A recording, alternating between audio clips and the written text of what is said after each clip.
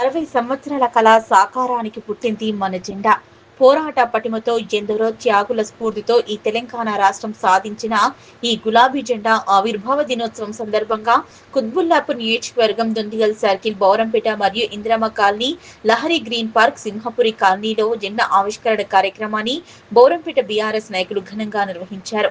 ఈ సందర్భంగా వారు మాట్లాడుతూ తెలంగాణ రాష్ట్ర సాధనలో కేసీఆర్ పాత్ర అపారమైందని మరియు చారిత్రాత్మకమైందన్నారు. ఆయన 2001లో టీఆర్ఎస్ పార్టీని స్థాపించి తెలంగాణ కోసం ఉద్యమాన్ని ప్రారంభించారు.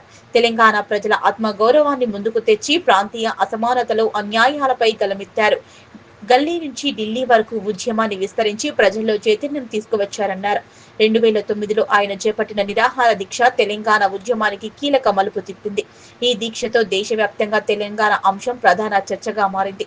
దీర్ఘకాల పోరాటం ఫలితంగా 2014లో తెలంగాణ రాష్ట్రం ఏర్పడింది.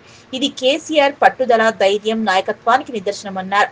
కేవలం రాష్ట్ర సాధనతో ఆగకుండా రాష్ట్ర అభివృద్ధికి ఆయన కృషి అపారమైందని, రైతు సంక్షేమం, పేదల కోసం సంక్షేమ పథకాలు, మౌలిక సదుపాయాల అభివృద్ధిలో కీలక నిర్ణయాలు తీసుకున్నారు. తెలంగాణ ప్రజల కోసం అహర్నిశలు కష్టపడి రాష్ట్రాన్ని అభివృద్ధి దిశగా నడిపించిన గొప్ప నాయకుడు కేసీఆర్.